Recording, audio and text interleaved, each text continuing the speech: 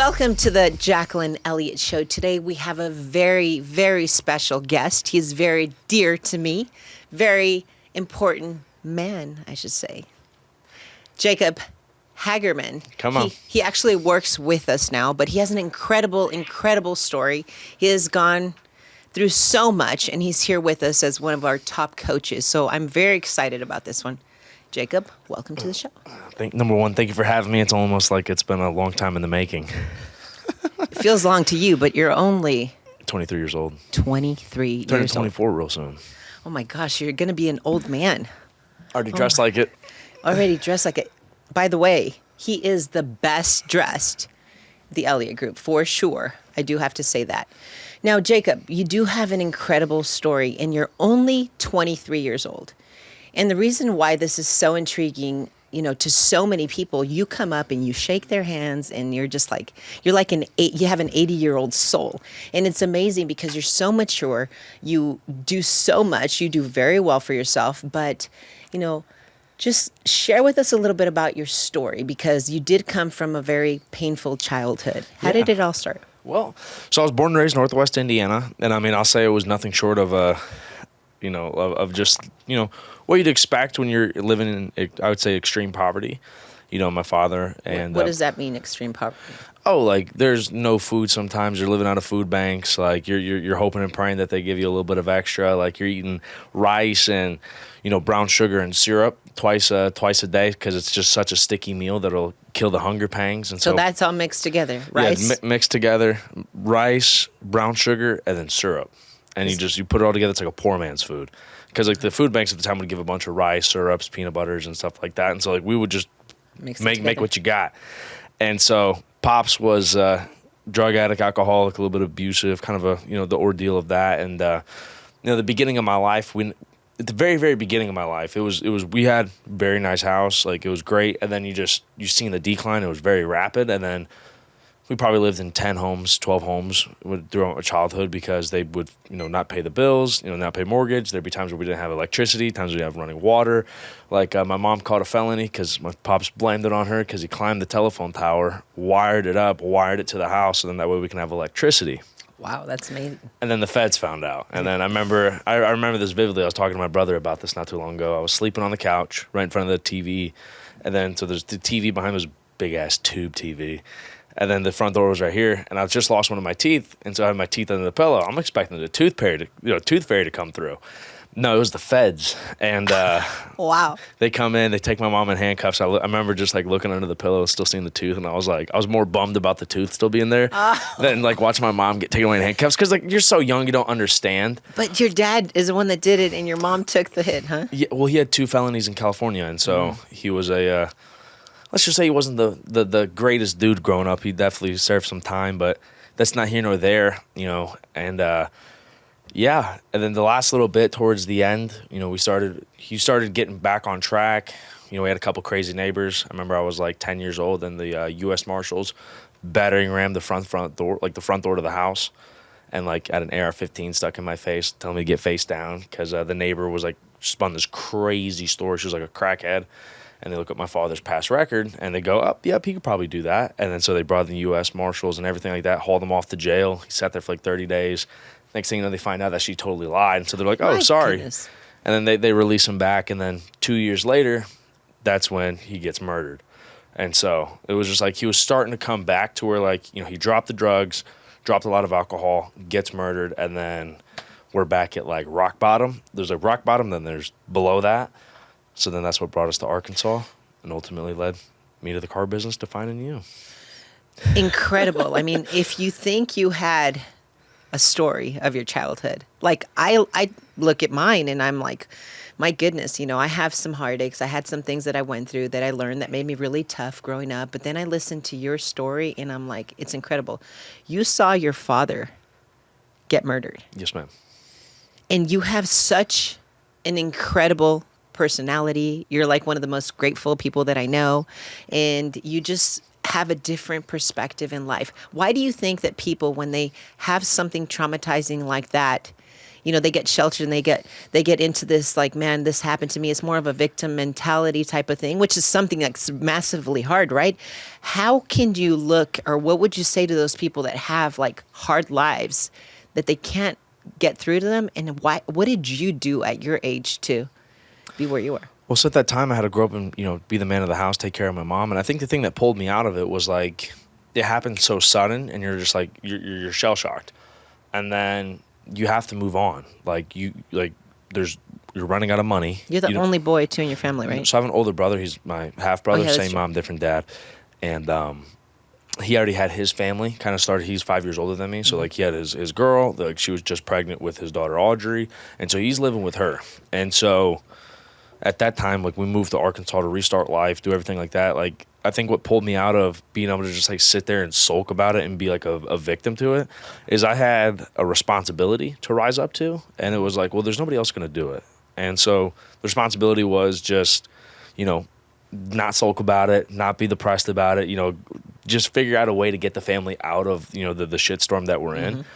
And so I just looked at it like, hey, it's a silver lining. Like I moved to Arkansas, my life got, monumentally better. It's crazy. And I had a new set of goals. Like back in Indiana, I really didn't have much going for me. Like I knew a lot of people that were getting killed or dying from drugs, overdosing, like doing dumb stuff. And I was just happy that I wasn't there anymore. And so I always like in the darkest of clouds, if you look for a little bit of a silver lining, like you'll find one. Right. It may take a little bit of time. It may take a month. It may take a year. It may take 10 years. But as long as you look for it, like you're not going to get consumed in the darkness of the situation. And so I just set myself up to not think about the past, but be a better man and be a better father, be a better, son, be a better, husband one day to the people that I was going to be around. And so I didn't want to carry that with me. I just wanted to be somebody completely else. So do you think if you would have stayed in that place, because I think a lot of times when people go through certain traumas, they stay in the same place and they probably don't have those goals or aspirations or just a new set of lenses, that they're stuck in that and they're caught reliving that. You think that's what helped you? Is that something that you would suggest for people to look for? Extreme changes happen in, extreme like environment changes.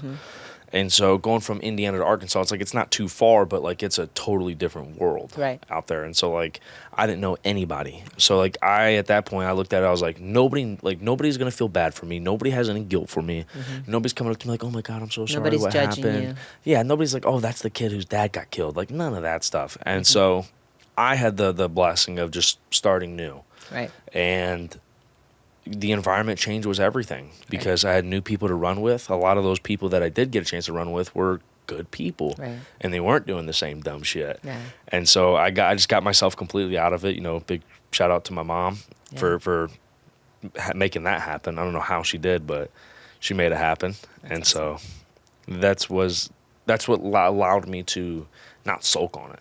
And just like be around the same people, around the same house, around the same, because it happened right in front of our house. Right. Like the house that we were building it, like actually living there and building it at the same time was kind of ghetto the way we were doing it. But it happened like literally right across the driveway. Like just literally 15 paces past the driveway down the road. And so it's like, I mean, as you're a kid, you're walking to school, the bus stop's over there, you look to your right. Oh yeah, that's where it happened. Let me go to school. I don't think I would have been half the person I am today if I stayed there. Yeah, it makes sense. Sometimes you need to make an extreme change in order to, just recreate your identity. Now, since you're young, you said you started in the car business and you started, making money for your family. I'm assuming, what kind of opportunities lined that up, or how did you do that? Because I know you did very well selling cars. Well, are you talking about what got me into the car business? Yeah, what got you into the car business and what made you successful in the car business? Well, number one, we needed money. Okay. So you got in out of necessity. Out of complete necessity. And it was one of those ordeals where I was like, what's going to make money the fastest? The old get-rich-quick scheme. And I was like, sales. And so for me, it was just like, okay, cool. Well, I'm going to get into sales and I'm going to figure it out. I seen an ad on Indeed and I applied. Go there, talk to the general manager. I'm like, hey, dude, like I need this. Like, come on, hire me. And I get hired, I go through the training class, rock out, and I was like, okay, cool. Like, you sell your first car, you're like, it's to somebody, like, I think it's funny, like, everybody remembers their first car deal. Like, mine was to a guy that looked like he couldn't finance yesterday's hot dog. And he pulled up in a busted up Chevy Cavalier.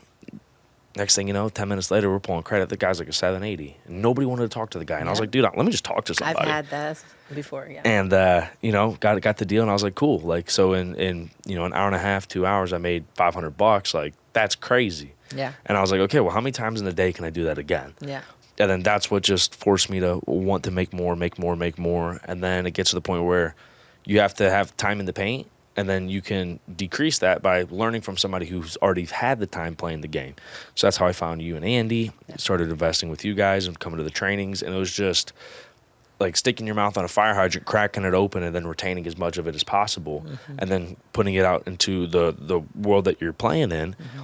And it's crazy, but it miraculously works when you actually apply it and believe that it's going to work.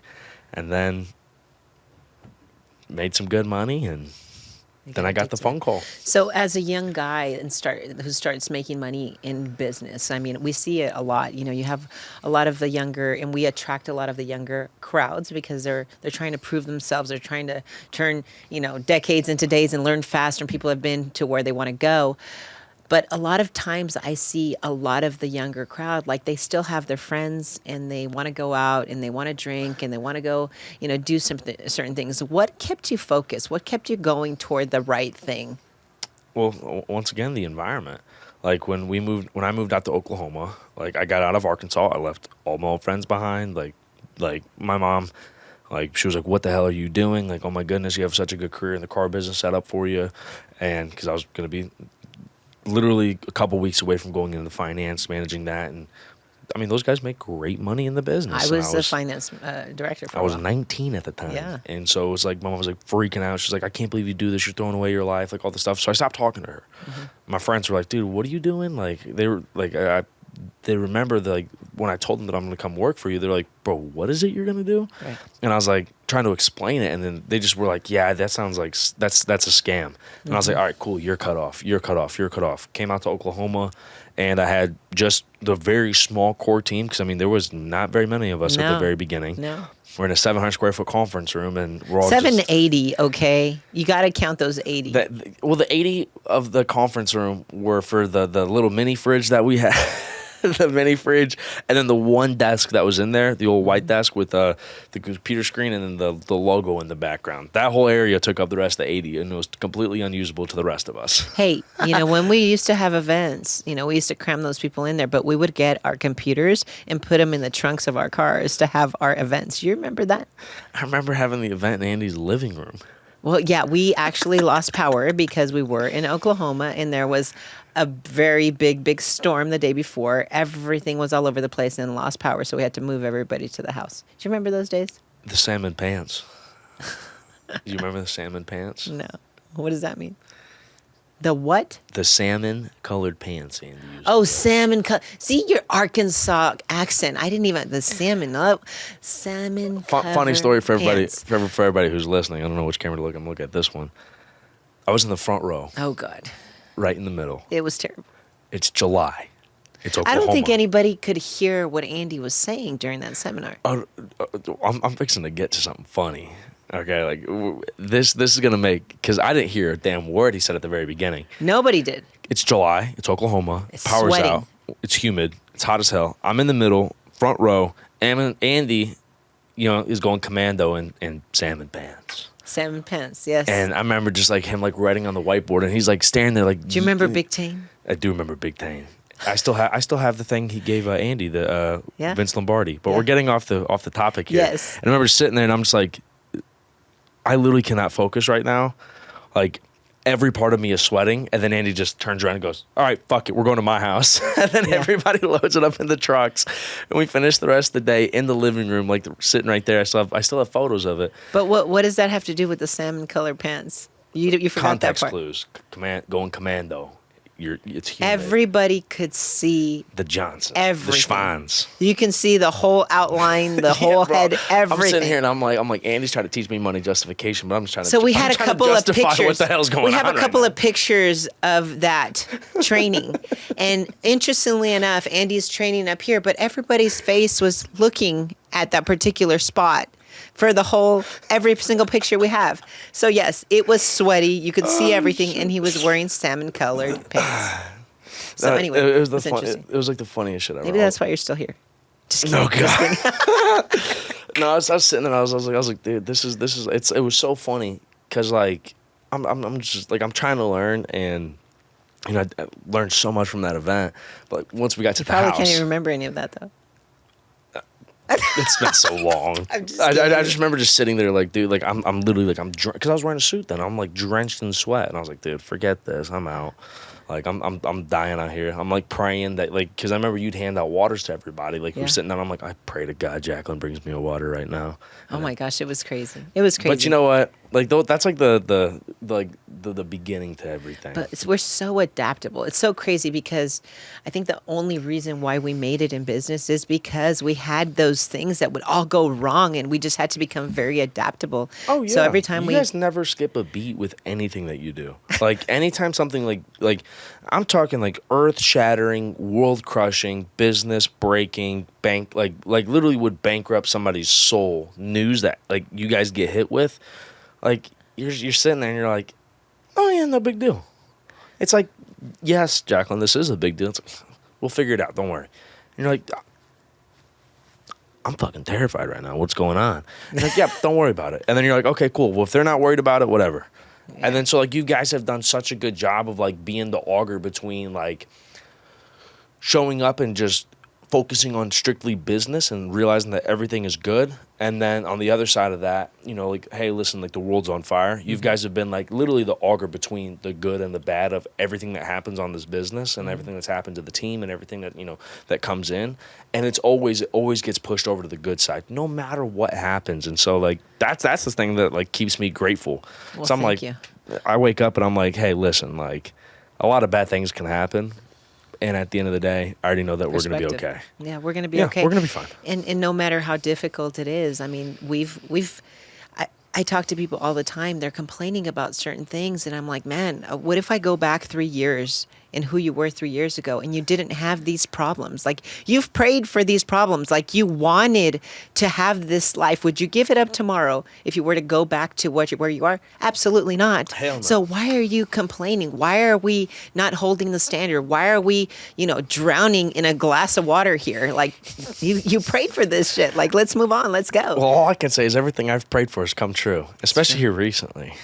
Yeah, you've just moved into a really nice house. You're big ball in it. Like it's awesome. But so what does it take for a guy your age? And I'm like really any age, right? But like, you have certain distractions that can come your way. You have certain temptations. You have certain things that could probably steer you away from your goals. But what kind of things do you listen to? What do you do to kind of keep you motivated, to keep that mind sharp, to keep you wanting to learn for more? Because, I mean, if I were to pick one person in our company, like you're one that will listen to Andy teach something and you could duplicate it and learn it and say it just like him. Like, what is it how did you develop that skill? So this is funny. I remember the very first time that you and Andy went over to the vault. And at that time, I really didn't know who Patrick Bet-David was. Mm-hmm. And so I took this from him. And this is something I still live by, which is like it's really, because I know you and Andy are short runways with massive action. And then at the very end of it, like there's your goal. So like you do a lot in a very short period of time. Like you set up 90-day goals. Mm-hmm. The one thing that I can really like subscribe my mind to, and it makes sense to me, and I'm able to like actually build a plan around it where I don't get overwhelmed and I'm able to continually have like the wins, is I took this from Patrick Bet-David, and he says, be a long-term thinker. Mm-hmm. Like the person who's thinking 20, 30, 40 years down the road, they're going to beat out anybody who's thinking, oh, what am I going to do right now? What am I going to do today? What am I going to do this week? What are we going to do this year? What are we going to do in the next 5 years? And so what I've done is I've gone, okay, in 20 years, I'll be 43 years old. At that time, I'm guaranteeing I'll have a wife. I want 4 kids. I want a beautiful house that that my family shows up to, like my blood family, the team's family shows up to, And it's literally a collection and a gathering that everybody can have for Thanksgiving, for Christmas.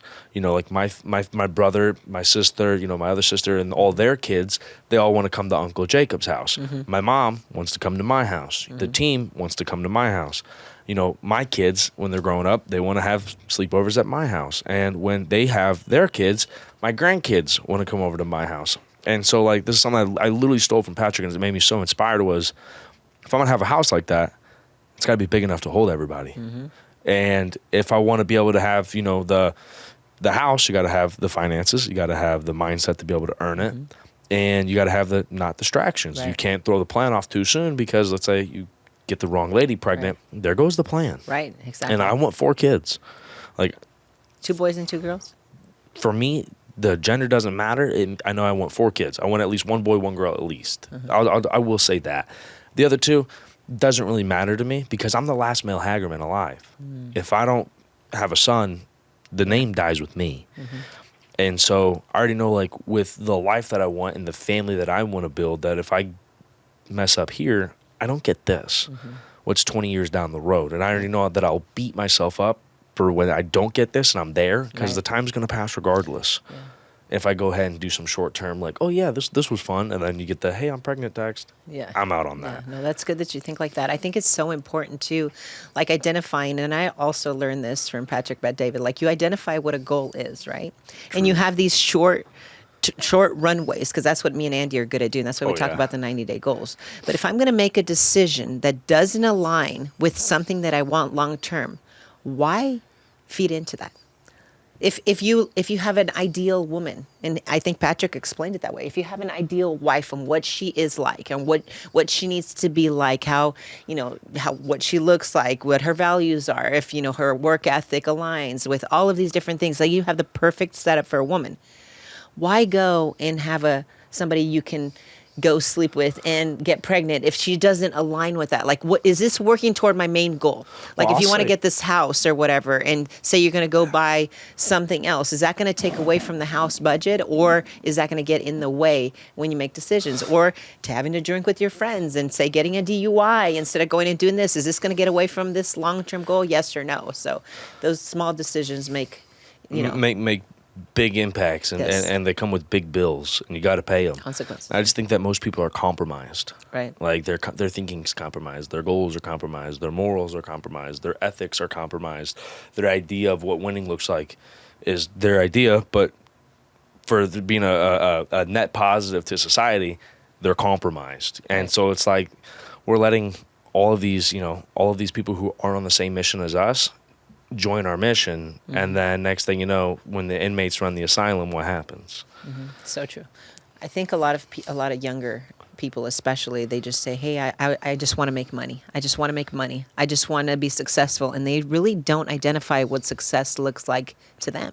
They don't know what they're going to do with the money. They don't identify what success really is, and they don't really have a goal, so they can't put it on paper. So I think that, you have been really good at saying, hey, you know what, by such and such time, I'm going to have the house, I'm going to have this car, I'm going to be making this amount of income, or I'm going to get closer to those big goals like you're talking about. You're identifying what those look like. Oh, absolutely. And also, like, one thing that I'll say this, and I learned it from you and Andy, is when I'm able to do something that's in alignment with my goals and it's so uncomfortable, maybe I'm doing it, quote unquote, to the rest of the world too soon. Because, like, let's just talk about the place that I got. Any normal person would be like, Jacob, you got a house like that way too soon. And I'm just like, and I think to myself, I'm like, why would I limit myself and starve, a possibility of just doing it? And then you level up, you get closer to your goals, and then you continue to get better as who you are. And then, did you really do anything that's gonna be too soon? Or, like, are you just living comfortable? Like, are you not stressing yourself out sometimes? Are you not putting yourself under the fire? Like, everybody's chasing comfort. And it's weird. Like, I wake up sometimes in the morning, I'm very blessed. I'm very grateful, like, waking up and seeing what I see, and I'm very happy. But also sometimes I wake up and I'm like, dude, I'm anxious. I'm like, dude, we gotta make something big happen today. Like, hey, like, I feel something big happening today. And the more that, like, I wake up there, at first it was like, this is surreal. And then, like, you get caught up in, like, the euphoria of it. You're like, oh my God, wow, I can't believe it. Now I wake up and I go, okay, it's here. What's next? Would you say, because I've kind of like tried to figure this out along the way to kind of teach people.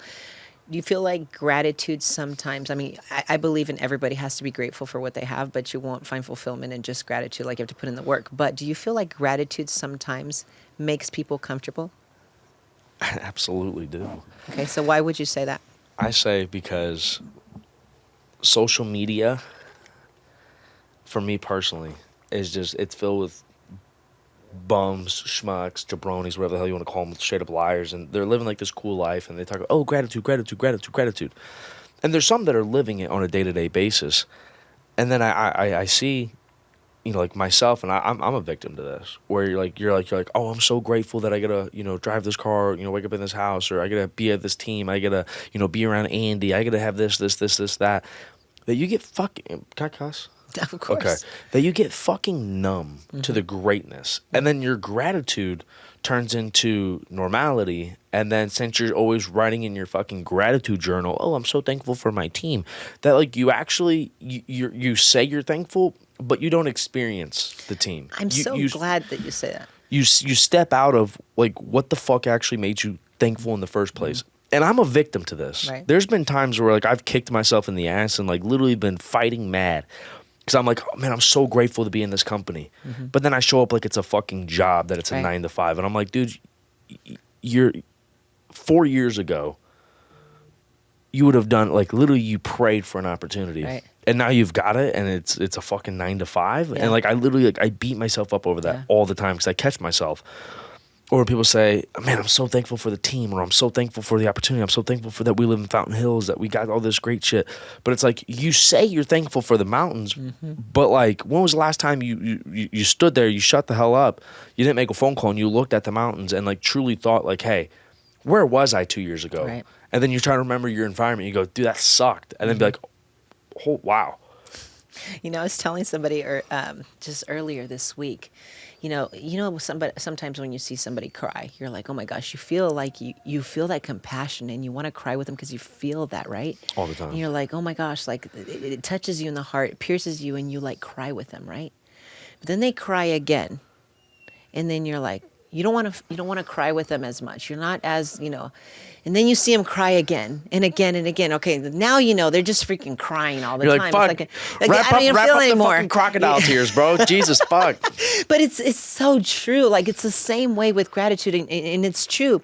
You can have, no matter where you are, you can have amazing leaders or you can have shitty leaders. But if you have amazing leaders where you are, if you're not grateful but also are trying to prove yourself all the time and keep that newness That's there, the point right there. you will freaking drown. You're grateful, but you're so grateful that you stop being competitive. And I've done that, and I'm sorry that I have done that. And I'm not too afraid to admit that. There's been many times where I've been so grateful. I'm like, oh my, I have such an amazing team, dude. Oh my, nobody could beat my team, man. And then you show up, you know, 1 month and you're not competitive. And then at the end of the month, you're like, man, what the fuck happened? Like, dude, like all this time passed. And guess what? Yeah, it sucks. And it's going to light a fire. It always lights a fire under my ass for the next time around. Yeah. But like for me, the hard part, and I already know this for a fact, is catching myself in it at the beginning before I'm already in the fucking thick of it. Yeah. That's the worst for me, is I catch myself right in the middle of it and I'm like, okay, now I've got to make so much change to make the back half make sense and you know, do what I at normal levels. And so I already know what my next level is. It's just better self-awareness, looking in the mirror and being able to be like, hey, like you're getting into one of those ordeals where it's almost like a backslide, but it's like only you can tell that you're backsliding at the moment. It's so hard. And the thing is that like nobody's micromanaged. And everybody says, hey, I want to get out of the rat race. I don't want a boss. I don't want a 9 to 5. I don't need to be, you know, I'm self-motivated. I don't need to be led, or, you know, I'm a, you know, bullshit. But most people do need to be micromanaged. Most people don't have the ability to stay focused without somebody telling them or checking up on them or holding them accountable. And that's the biggest thing. So if you hold yourself accountable. You don't need somebody constantly reminding you of that opportunity that you have and to be grateful, but also keep proving yourself. But most people lie to themselves and they say, hey, you know what? I don't need to be micromanaged. But the truth is 99% of the population does. Needs to be micromanaged. And, Exactly. I say this, accountability, like, it's such a sexy and like cute buzzword. It really is. And I'm speaking to everybody who's listening right now. If you keep on saying like, oh, I want accountability, I want accountability, I want accountability, but then you get triggered and you get, you literally like you start getting upset when you get held accountable. You only say that everybody wants accountability until they're held accountable. It's it's the dumbest thing in the world, and I've seen it. Like I've been a part of that when I was growing up. I was like, oh, you know what? Like, yeah, I gotta follow the rules, and then you don't follow the rules, and then you literally you get your ass beat with a belt. You're like, this sucks. I'm running away, and it's like, dude, you got held accountable for your actions. Like, you wanted that. Yeah. Like, what are we talking about here? And it's everybody does what feels good. They do what feels good instead of doing what's actually right. And what's right sucks most of the time, but it's the right thing to do. And I'm telling you, when you get through it, it'll feel good that you did it. Right. When you do it, feels good. When you get done with it, you feel like shit because you know that you were avoiding what you actually had to do. Exactly. The hard shit's the one that pays. Now, let me ask you this. Now, as far as, because, Andy and I, we're your leaders. You also lead a lot of people in the team and also, our clients and all that. So we all have leadership roles, but we have been the ones that have held you accountable, but we don't hold your hand and tell you have to do certain things. But we are very direct with you and we've been through a lot. And what has made you realize that you like that, or what comes different with the way that we tell you things than other people probably have that you wouldn't be able to put up with it? Oh, because I have respect for you guys. Like it's one of those deals where I look at it and I go, would I trade the life that I currently have now for Andy and Jacqueline's? And if the answer is absolutely, and it's been every single day that I've known you and have worked here. So that's 6-7 years. Been like, hey, would I trade the life that I have now to take and just continue on with the way you guys are living? The answer is yes. The rest of the world, the answer I look at it and I go, no. And so if the answer is no, fuck off. That's it. I don't want to take. I'm not going to take money management advice from a guy who doesn't have 2 dimes to rub together. It's dumb. You don't take marriage advice from a guy who's got 4 divorces. You don't get held accountable by people that aren't accountable to themselves. Right. When I get held accountable to you or from you and from Andy, and I get told hey, here's a life lesson, or hey, here's what you got to do. And sometimes it's a hard conversation. Sometimes it's an easy conversation. But you trust us. Would you say that that's the thing? You trust us that we care and we love you and we see another version of you. Yeah, there's a lot of respect and trust. And with you guys, and I hope all leaders really write this down, it's a compelling future. The one thing that's always made me want to push a little bit harder every single day and then learn something new and actually study and become a student of the game is you and Andy have done such a good job of not just explaining where the company's going and giving that a compelling future, but you've given me a compelling future that I can buy into. And throughout the stages of our company, you tell me something that was 6 months down the road, and then you tell me something that was 5 years down the road. And what's crazy is the 6 months when it passed, I was in that life that you told me I'd have. And then a year later, I was in that life. And then, a year after that, then a year after that. And 6 months after that, it's still progressing and it's showing. And it's okay, there's so much evidence that, when you're leading somebody in a direction and you're leading them and showing them and telling them who they can be, that there's the trust factor because I already know that hey, let's just look in the past. Yeah. It's happened every time. Track record, yeah. There's a great track record. Right. You got the receipts.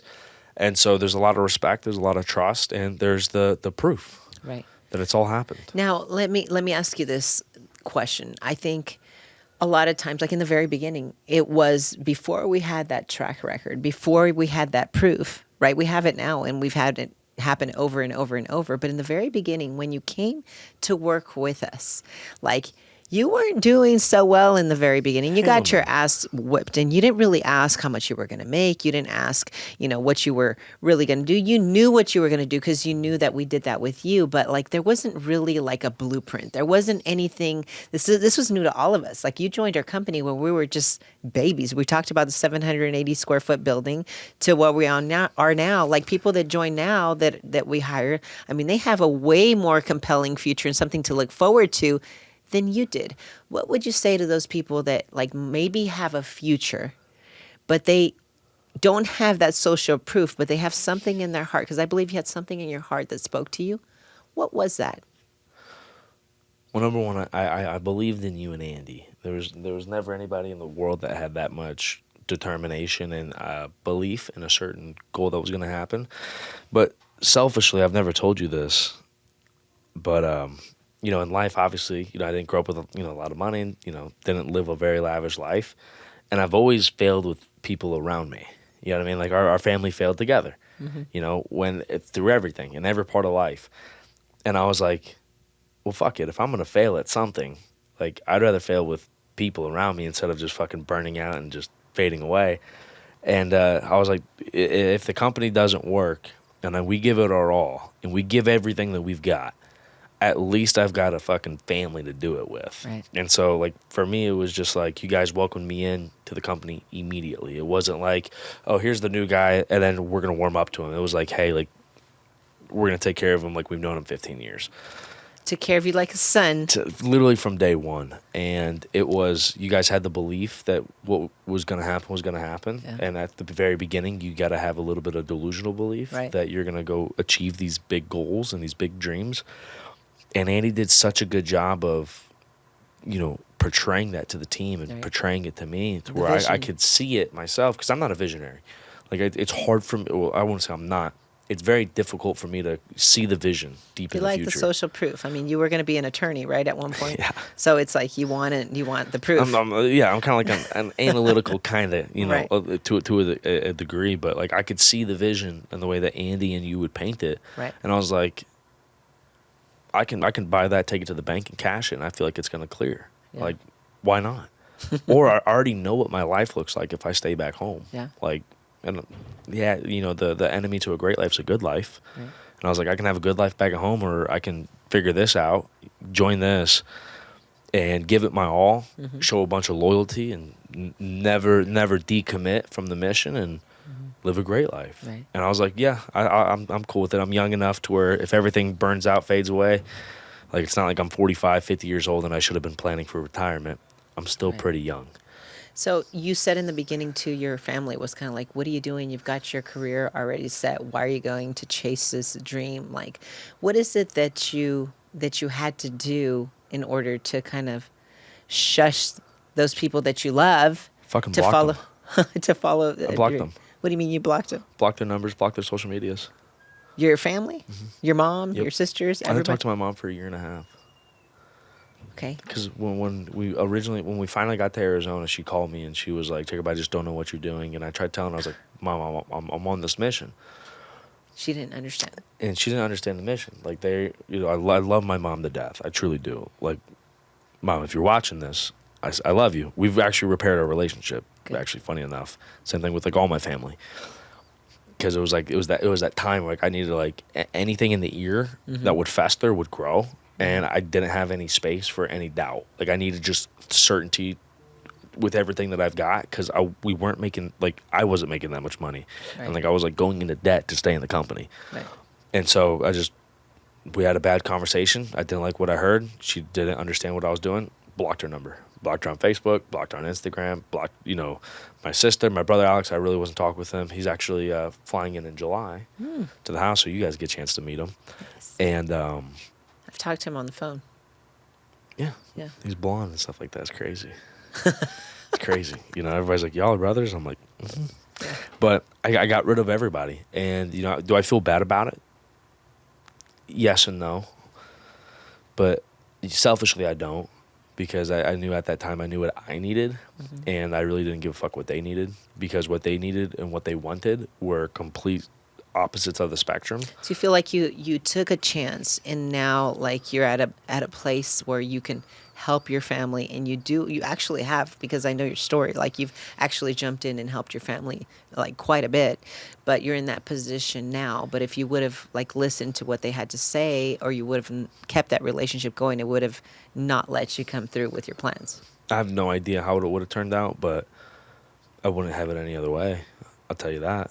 And I tell my mom, consistently, I tell all my family, like, hey, the day that you stop believing in what I'm doing, and like you start like making me question what I'm doing, then we go right back to getting blocked, because I have no problem doing it. It's like, hey, if you're going to be a part of my life and I'm going to be a part of yours, like, I'll support whatever you're doing if you truly love what you're doing. Don't care. But you have to turn that around, and that can't be a one-way street. Like, I don't need any of your money. I don't need any of that. What I need like that actual, they say, blood's thicker than water shit, like that cute little quote that people put on the wall. I need a little bit of that. And like, you got to believe in me just as much as I believe in you. And the second I don't get that, you're gone. So do you, because I mean, I had a lot of that happen with my family as well. And that's why I kind of like discovered like and made some rules that I kind of teach now, like with Andy. Like, I know if I wanted to get support in that relationship, I couldn't speak badly about him to my family. I couldn't. 100%. But sometimes I think a lot of people think that the people around them are going to support them, and they actually don't. So what I like always talk about is like, don't talk about your plans, because your family tries to protect you. Your mom, really, the unknown scared her. Like, you Fuck going and doing this, she was like, well, what if he still might? Her. I mean, you were 18 years old. Yeah, like, I don't blame her. I'm dropping everything on a 7-minute phone call with Andy, bouncing out, moving to Oklahoma, then into Arizona. Like, yeah, like, I mean, a lot of shit could have gone wrong. Yes, like so much could have gone wrong. But at 18 years old, I was like, okay, listen, I'm gonna leave the nest, and like, I'm not coming back unless I know for certain that I'm gonna come back and get defeated. Right. And like, as a parent, I'm not a parent yet, but I guarantee you that's gonna be terrifying if Ian ever does that. It would be. And also, I know that deep down inside, if he truly chased what he wanted and became successful at it, you would thank the good Lord that he didn't listen to you.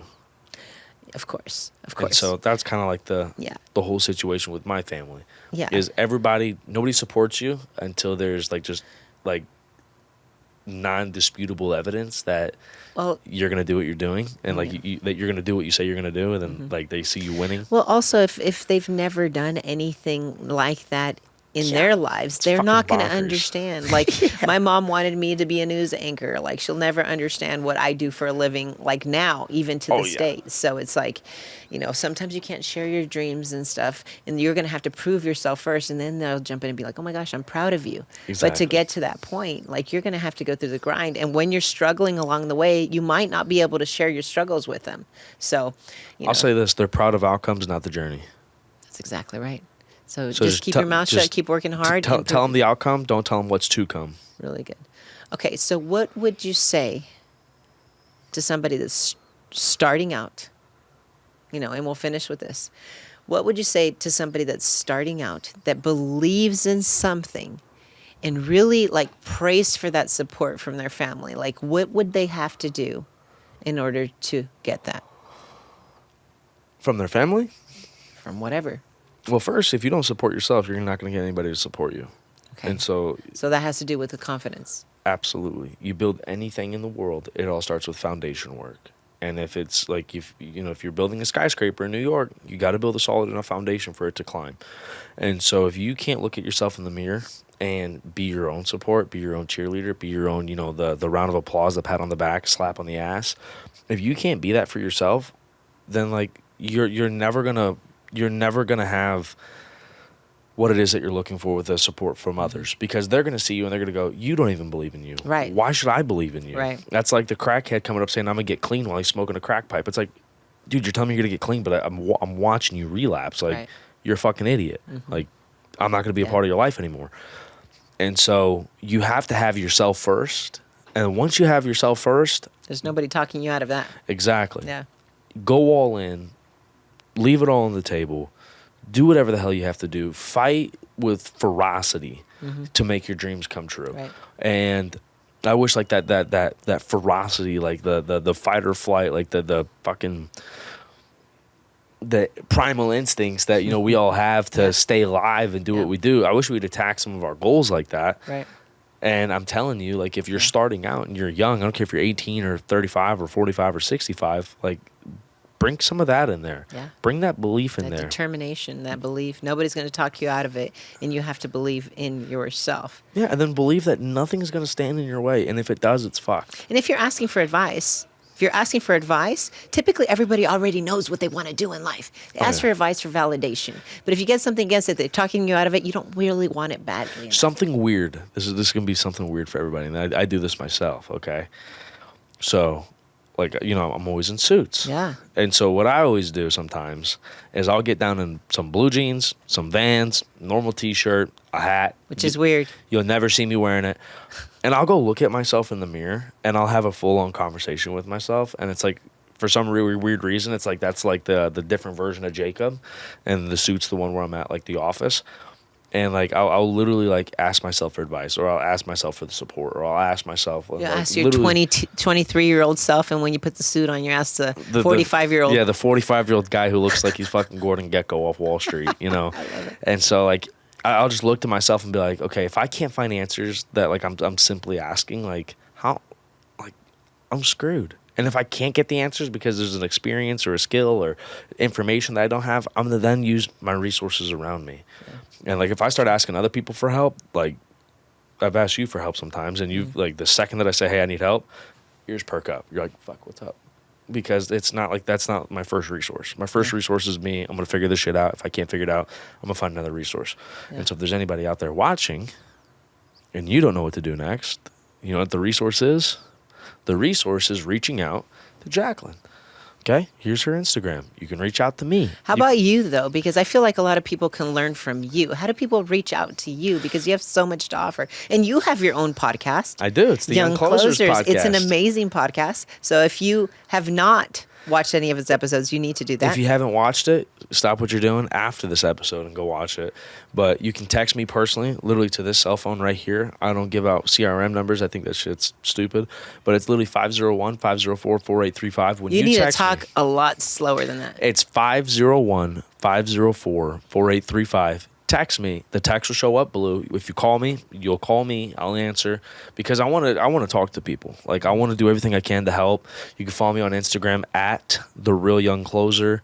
That's where I'm on social media most if you're going to talk to me. But I give you my number, my Instagram, got the podcast. There's no reason why you don't use that as a resource if you watch it and made it to the end. And you have such a good heart, and that's the reason why we love you, and you care about people, which is so amazing. Incredible story. You can talk to an 18-year-old. You can also talk to a 45-year-old because, like I said, you have like an 80-year-old soul, but you're also so young, and so many people look up to you. If people that come to the office, I get so many compliments on you just because they're like, man, I can't believe how... What are you doing? I'm taking a little video just to prove to everybody that I made it onto the podcast. Oh, shut your face. But anyway, just want to tell you, I'm super, super proud of you and love that you're 23 years old and you can be a major example to those people that are out there that want to chase their dreams and be like, hey, you know what? There's nothing too big for me because I can do it. You had determination. You had a lot of things that came along the way from your childhood to your family that stood in the way and all these different things. You just kept running toward what you believe in and it's paid off. But for all of it, I'm happy as shit from all of it. I'm going to be honest. Like, I'm happy that, like, I have a cool life story. You know what I mean? Like, imagine having a bland, like, first 2 chapters of your book that they write about you. Fucking suck. It would suck, and you wouldn't be the person that you are. So I think that people that have been hurt the most can actually help the most people. I really do think that. So I think that that's the reason why you do so well. And shoot, you're freaking as broken, or I don't know, just as me and Andy. That's what Maybe we're underdogs. Freaking we have a lot of shit. Yeah, we've been through a lot of shit. We have been through a lot of shit, We've been through the ringer. That's what makes us that way, and that a lot of people that are out there have been through a lot of problems, and it's time for them to make a name for themselves. It's time for them to be proud of themselves. Time for them to find a compelling future and know that they're worth it, and that's the beautiful thing. So, Jacqueline, I appreciate you. Thank you so much. You, come give me a hug. Come here. Oh. Boom. Drop the mic.